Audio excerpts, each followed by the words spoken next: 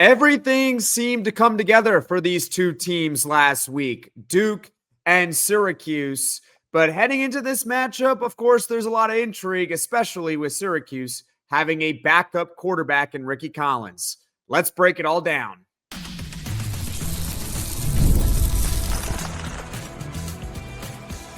You are Locked On Syracuse, your daily podcast on the Syracuse Orange, part of the Locked On Podcast Network, your team every day.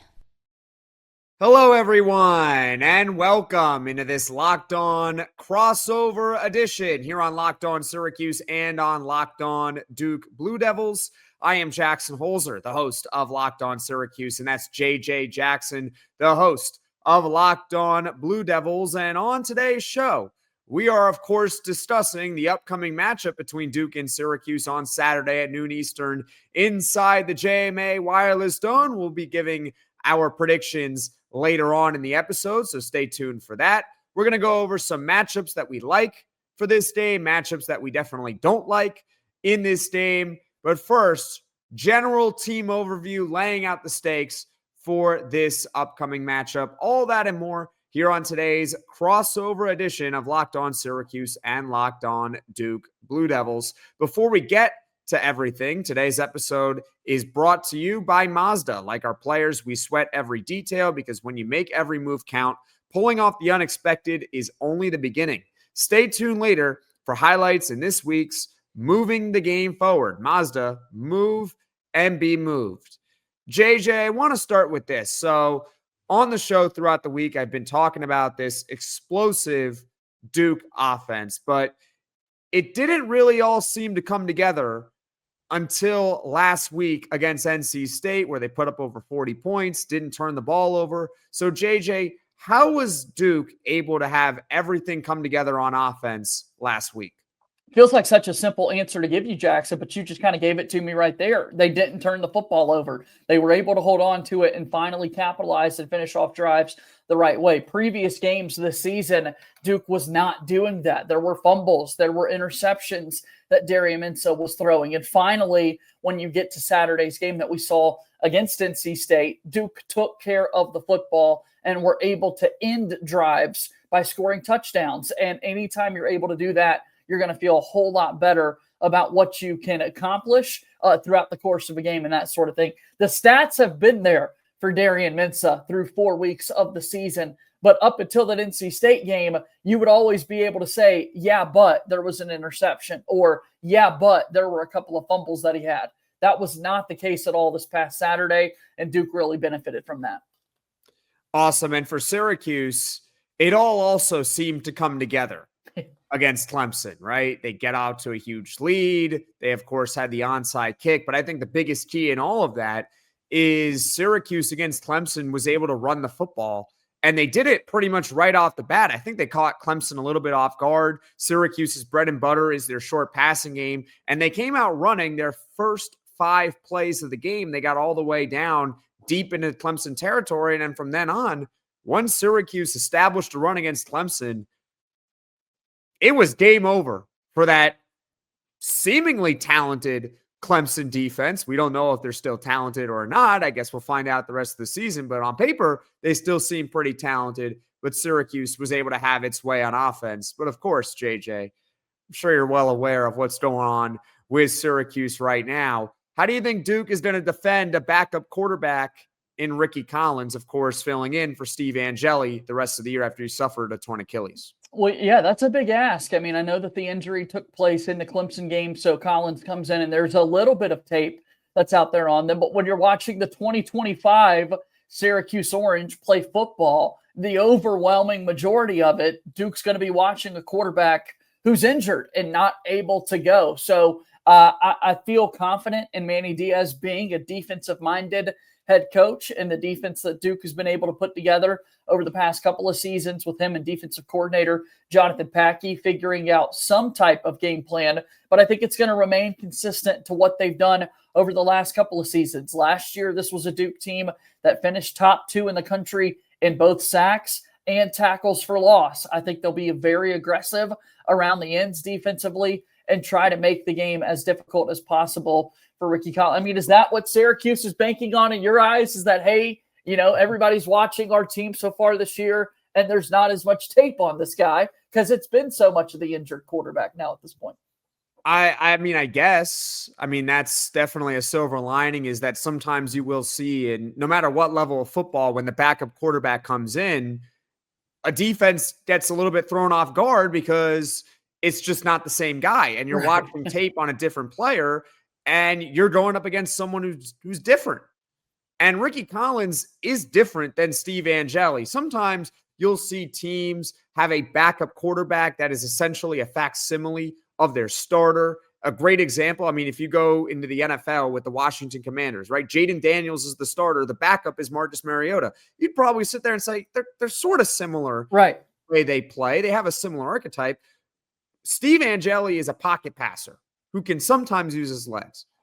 Rickie Collins is a lot more mobile, but I don't know if he has necessarily he has a big arm, but I don't know if he has the same arm accuracy as a guy like Steve Angeli. So Duke, Syracuse fan like myself, I don't necessarily know exactly what to expect from Rickie Collins in the Syracuse offense. My best guess is that it's going to be similar, but there's going to be some wrinkles in there for Rickie Collins. I would expect a lot of option plays and really, especially early, trying to get that running game involved, because if they can get the running game going, all of a sudden you sucker in that Duke defense a little bit, you get them to load the box. Next thing you know, it can open up the intermediate to deep range passing game.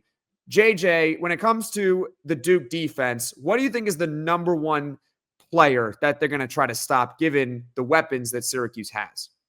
I think it'd be, wise to start at that quarterback spot for Syracuse, right? To force him to be able to make plays with, the wide receivers and running back. And that, if you can hone in on a quarterback, it's going to make the job that much easier for your entire team. You mentioned kind of the more mobile dynamic that Collins has for this Syracuse team. If you're forcing him to make throws, maybe they are off target, and you're forcing Duke to go out and make a play defensively. This is a Duke team that prior to the Tulane game hadn't forced a turnover all season. And in that Tulane game for Duke also turned over the football. So they were still in the negative turnover margin department. It wasn't until this past week, when Duke was able to finally get a couple of interceptions, that they were able to pick off an opposing quarterback. It took them nearly 16 quarters of football to accomplish that feat, but finally they came through. So when you're talking about stopping guys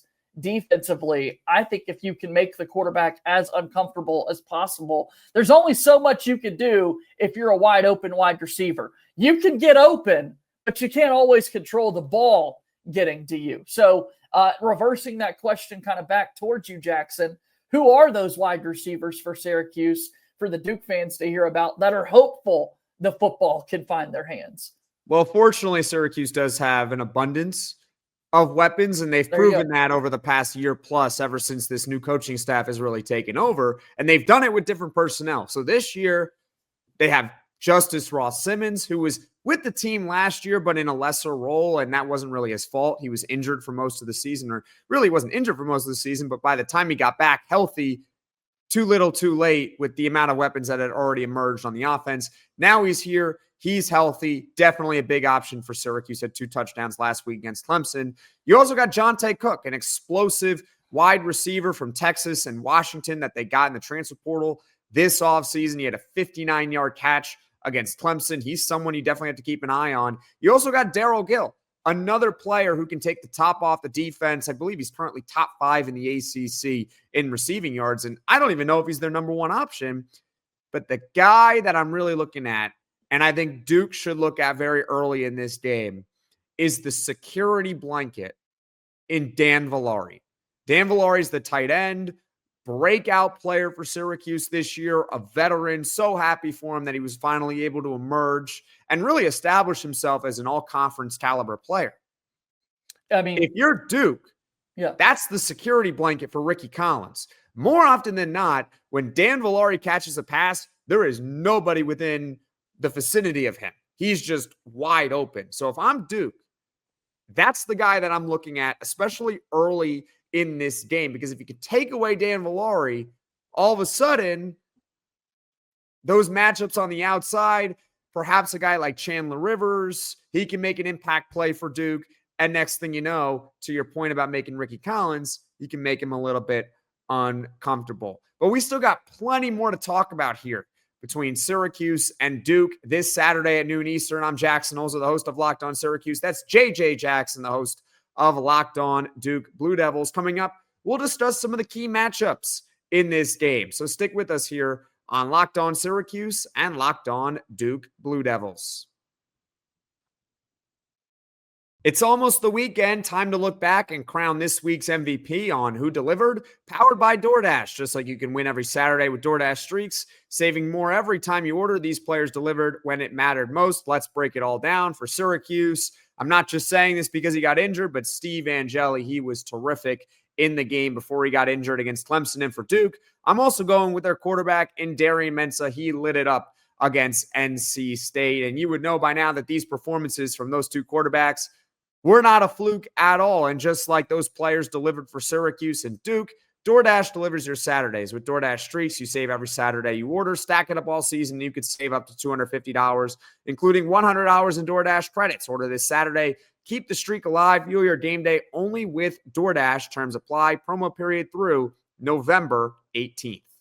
The NFL season is here, and FanDuel is making sure you're ready for kickoff with a can't-miss offer, because right now new customers can bet just $5, and if your bet wins, you'll get $300 in bonus bets to use across the app. It makes every game more exciting, whether you're watching your favorite team or just keeping an eye on your fantasy lineup. FanDuel is quick, easy, and the best way to add a little bit more energy to your Sundays, or to add some emotional insurance in case you are a New York Jets fan like myself. They still stink. So are you ready to play? Download the FanDuel app now by visiting FanDuel.com to get started. That's FanDuel.com to place your first $5 bet. Locked On Syracuse, Locked On Blue Devils. I'm Jackson Holzer, the host of Locked On Syracuse. That's J.J. Jackson, the host of Locked On Blue Devils. We still got plenty more to discuss here between Syracuse and Duke on Saturday at noon Eastern. JJ, what's a matchup you're looking at in this game and saying, hey, this is a matchup I think Duke can definitely win? I'm excited to see what this Duke wide receiver group can do against the secondary for Syracuse. We look at what Darian Mensah has been able to do throughout the season so far for Duke. Every single game except this past game, he's had over 300 passing yards. And this past week against NC State, Darian Mensah finished at 270 with 3 touchdowns. One of the big reasons why he didn't reach that 300-yard mark is because Duke finally forced turnovers. They were +4 in the turnover margin and were able to work with tons of short field opportunities, not as many yards for him to rack up. But whether you're looking at Cooper Barkate or Quayshawn Brown, Samir Hagans, there are 3 different wideouts for Duke that are in double digits in terms of receptions. And then also what Duke's able to do out of their backfield with the likes of Nate Shepard and Anderson Castle and Jaquez Moore. Like we've seen this season, Mensah's not afraid to throw the ball to various wide receivers and running backs and tight ends. All 4 games, at least 8 different players in each game have at least 1 reception in each contest. So really exciting stuff in terms of dispensing the wealth. I'm curious how the pass catchers will fare against the Syracuse secondary. It's a great point. 17-year-old Demetrius Samuel is a true freshman corner, obviously. He's off to a great start, but every week he's going to have to prove it. And I noticed definitely the Duke wide receivers, they got a ton of weapons on the outside. The more I think about this game, JJ, the more I start to realize I think this game might be a shootout. Yeah. It just looks like both these teams are very capable of putting up 40 points on each other. That's right, 4-0 for each team possibly. This is one of those games where it could come down to the very end, who's got the ball last, who's driving down the field to win the game. Because I don't know if either of these defenses, quite frankly, can stop each other's offenses. Both are definitely explosive. I think for Syracuse, a matchup that I'm definitely looking at and saying, okay, let's see what you got, is both of their lines. Just up front in general, because I was very surprised how Syracuse was able to essentially punched Clemson in the mouth up front. Going into that game, I thought there was a chance that Syracuse could win. But one of the reasons why I didn't pick Syracuse to win was because I didn't think they were going to win the line of scrimmage against that Clemson front, both on offense and on defense. Okay, so now you won the line of scrimmage against Clemson. How do you now do against Duke? Is it going to be the same where right off the bat, Syracuse establishes itself both on defense and on offense with the lines and maybe get off to a great start because of it? Or is there that home letdown effect? Is there the helmet effect, if you will? Oh, it's the Duke Blue Devils. They're maybe you lower your game. Not it's subconsciously because it's like, oh, it's Duke. Maybe you don't get up as much for maybe a Duke game as you would maybe going on the road to Death Valley against Clemson. So I'm very curious to see how Syracuse is going to handle it and try to avoid a home letdown. That being said, they're underdogs because of their quarterback. I don't like the matchups against Chandler Rivers. Yeah, I feel like we could be positioned for a shootout. I think you're spot on looking at that. And it's a little surprising to me considering going into the year, I think everybody felt much better about where Duke was at defensively compared to an offense when you factor in bringing in a new quarterback and losing your top wideouts from a year ago like Duke did with Jordan Moore and Eli Pankel for the squad that season. But when you look at what Duke's been able to do, like I said, it took them forever to be able to get a turnover up front. Duke has had some explosive plays from VJ Anthony and Wesley Williams, Aaron Hall there on the interior, but not as many as they were giving the Blue Devils a season ago. So the helmet sticker theory is real. When we're talking dudes in a defensive front, yeah, Duke has experience in that category with the guys that I just named. Those guys have been in the program for several years now at this point, but they're not regarded in the same football conversations as that Clemson defensive front. So I'm really curious to see how all of that plays out. And to your point, I'm not surprised at all if we find ourselves watching a shootout. I don't know what the over-under is right now in this game, but I highly suggest taking the over. Yeah, too much. Especially if Rickie Collins comes out and he's just slinging. Yeah. If he comes out slinging, I don't know what. Because 5-0 maybe? You're right to highlight Chandler Rivers, Jackson. You really are. This is a guy that I truly think will be an All-American. When you look at the cornerback position, teams are not throwing his way so far this season. But here's the problem. That's only one guy in the secondary. There are other guys that just for whatever reason haven't been able to step up as much for Duke this season. When you look at the back end with Caleb Weaver, Deshaun Stone, Kamari Robinson on the opposite side of Chandler Rivers, right? There are other avenues you can exploit defensively, which, we'll see if Rickie Collins is out there as a true gunslinger and trying to test the secondary for Duke. That's even more reason why I believe the line of scrimmage for Syracuse and establishing a run is so important. Because if you're forcing Duke to stack or load the box to try to stop the running game, try to stop Rickie Collins' mobility, try to stop Dan Villari, you're right. Chandler Rivers, great player, All-American player, future NFL player. He's only one guy. Yeah. He can only cover one guy. Right. I've never seen one person cover two. I mean, nope. It just won't start Saturday. Yeah, it's not going to happen. He's not going to cover two guys. He's only going to cover one. And if you have to load the box against this Syracuse offense, well, that leaves Jonte Cook one-on-one. That leaves Justice Ross Simmons one-on-one. And those guys, especially against Duke's secondary, can probably beat those guys pretty consistently one-on-one. And I get Rickie Collins as a backup quarterback, so he may not always throw the most accurate football in the world. But if the receivers are open by a few yards, it may not really matter as long as he can get the ball in the general vicinity of the wide receiver. Sure, the wide receiver may have to adjust and maybe doesn't take it into the end zone. Instead, it's maybe a 10-yard play. Get what I'm saying there? But they're open, and the passing attack can definitely function with Rickie Collins. So we've said a lot here on this podcast already. Coming up, our predictions for this game. Stick with us here on this Locked On crossover edition of Locked On Syracuse and Locked On Duke Blue Devils. This episode is brought to you by Mazda's Moving the Game Forward. For those who believe it's not just about playing the game, it's about redefining it. There are moments that do more than put points on the board. They move crowds, move culture, and keep moving the game forward. This week's moment that moved the game forward for Syracuse, Trip Woody. Shout out to the kicker for his 49-yard field goal, put Syracuse up 13 points early in the second half. Huge moment of Syracuse's victory against Clemson. When you follow what moves you, the unexpected is only the beginning. And just like there's more to every highlight, there's more to a Mazda vehicle. Mazda, move and be moved.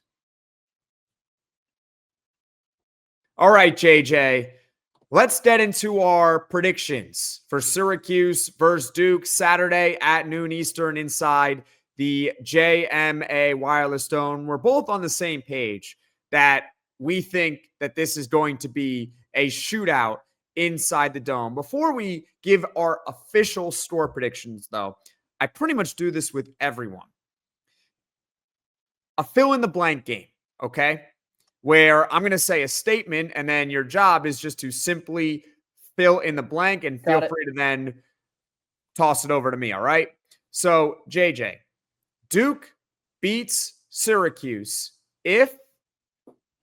Yeah, I think if we'll turn it around, like you had said a little bit earlier, if Duke is able to win the line of scrimmage, I feel really comfortable that Duke's going to be able to find success winning this football game defensively and offensively. If you're able to make Rickie Collins super uncomfortable, then you benefit from that in all likelihood if you're able to force the young quarterback into some questionable throws and decisions that he's able to make there. And then offensively for Duke hasn't had a whole lot of success running the football so far this season, and it's been asking a whole lot of Darian Mensah. I think he's still going to be able to deliver, Jackson. Don't get me wrong. I do think he'll be able to deliver in that department. But if Duke is able to run the football a little bit better, then I feel like we will see this Duke team in a very good spot in a position to this one. So I won't necessarily go in the fill-in-the-blank department, but what I'm sitting here thinking, to turn it back over to you, Jackson, is when we're sort of envisioning a shootout here and we're talking offense and defense, the one thing we've kind of failed to mention, which has been problematic at spurts throughout the season for Duke, is the kicking department and then special teams as well. So looking at a game like this, am I crazy to think it could be a return for either of these teams that kind of dictates the way in which this game will go? That is kind of the major boost.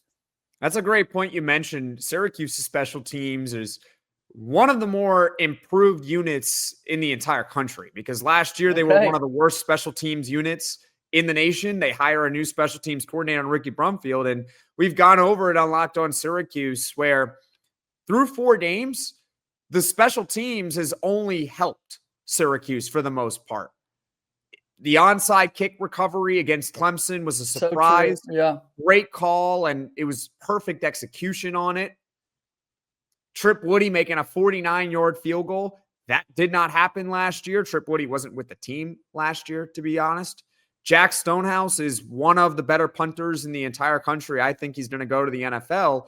The return game for Syracuse isn't great, but I don't think you need a great return game in order to be a great team. Sure, it's nice. I mean, if you have a great return game, you get better field position, less yards your offense has to move, but still, it's okay if they don't have the best return game. So as long as Syracuse, I think, could avoid the big miscues that could happen on special teams, you're talking about roughing a kicker, running into the kicker, those that can give automatic first downs, block punts, block field goals, divvying up returns.